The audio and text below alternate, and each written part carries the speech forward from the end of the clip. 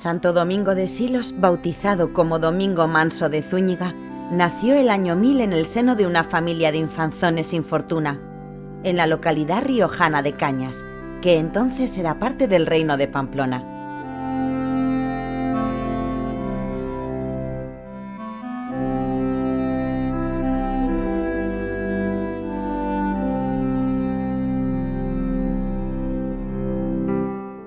Como correspondía a su estirpe, en su niñez fue instruido en la lectura y la escritura,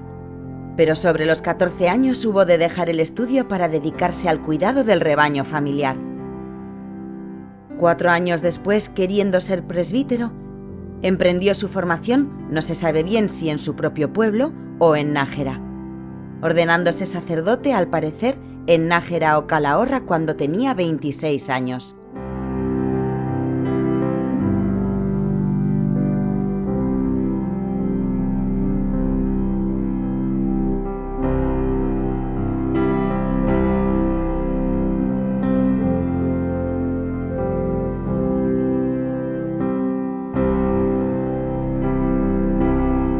La vida eremita del clérigo y futuro santo son un enigma, pues nunca reveló dónde había estado, pues al parecer lo único que llegó a confesar a su discípulo Grimaldo fue que había estado en los Distercios, conocidos ahora como Sierra de San Lorenzo. Por lo tanto, bien pudo ser que el lugar elegido fuese la localidad de Laguna de Cameros, donde la tradición local dice que Domingo Manso estuvo haciendo vida eremita y donde tiene dedicada una ermita desde 1283.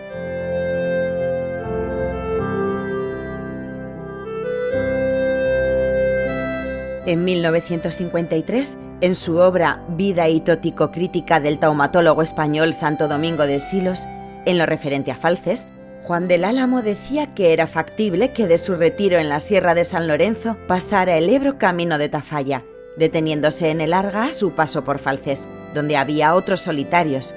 asegurando que también contaba con una ermita dedicada al santo.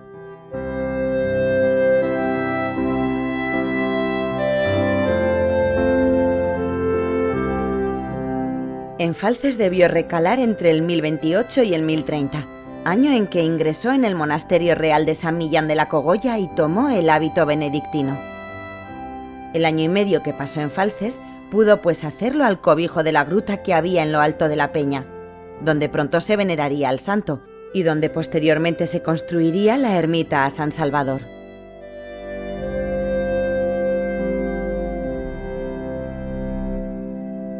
Según Juan del Álamo, el ya santo pudo tener una capilla fuera de la cueva, pero siendo imposible confirmarlo, se puede conjeturar que pudo ser así, basándonos en los muros de 2 metros de grosor del antiguo edificio del Salvador, al parecer románicos, sobre los que se apoyaban los arcos pregóticos que soportaban el peso de la techumbre.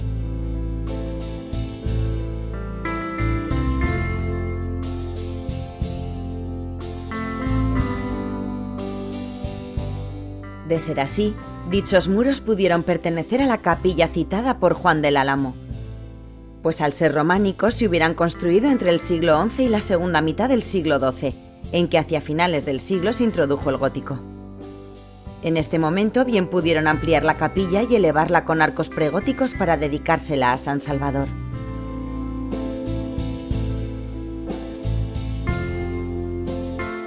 En cualquier caso, debieron ser los propios falcesinos quienes transformaron la cueva en capilla y la dotaron de un retablo, donde lugareños y foráneos acudían a venerar al santo, a partir de que se le atribuyera capacidad para obrar milagros. Uno de ellos, cuando el 23 de abril de 1690 sacaron de la cueva su imagen y su reliquia para que acabara con una plaga de langosta que estaba asolando la cosecha, como contaron que sucedió.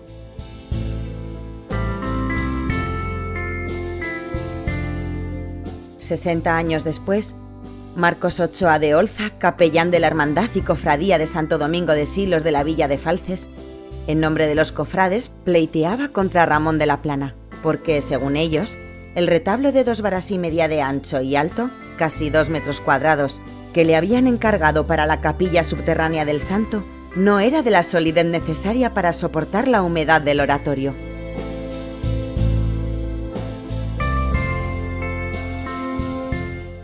Para hacerla le habían proporcionado las efigies del retablo antiguo,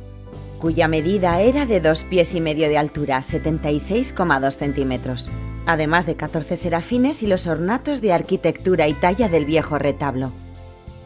Ese desencuentro provocó que se negaran a pagarle los 106 pesos convenidos por el trabajo.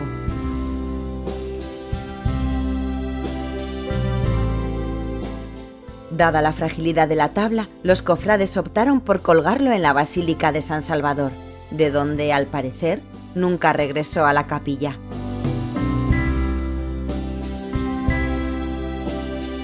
Para enero de 1751, el asunto se había enredado tanto que el obispado de Pamplona ordenó el pago del precio convenido, amenazando con la excomunión del capellán y los cofrades, así como su expulsión de cualquier acto religioso hasta que pagaran al constructor.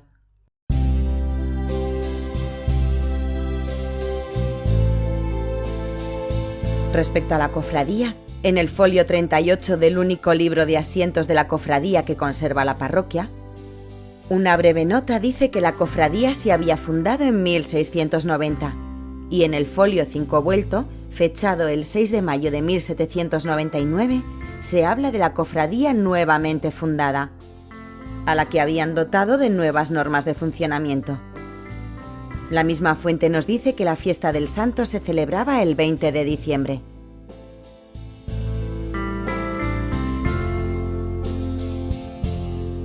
Por las notas y listados que contiene el libro, no parece que por entonces la hermandad fuese muy numerosa, pues en 1937 se había reducido a 16 cofrades, todos ellos ganaderos que pagaban una cuota de 6 pesetas que solían donar a la parroquia.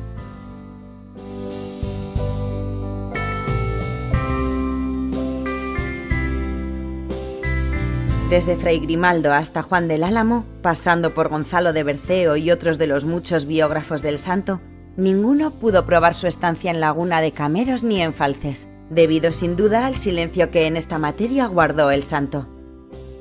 De ahí que hayamos seguido los relatos de Pero Marín y Juan del Álamo, porque con sentido crítico y sin dejar de lado la vida mística de Santo Domingo, se centraron en determinar sus andanzas en soledad por los confines del reino de Pamplona con los dominios de los Banu Qasi. No obstante, la falta de pruebas categóricas no implica que estos hechos no se produjeran, pues las tradiciones de tantos siglos algún fundamento han de tener, y el peregrinar del santo y lo que se sabe de él lo hacen posible.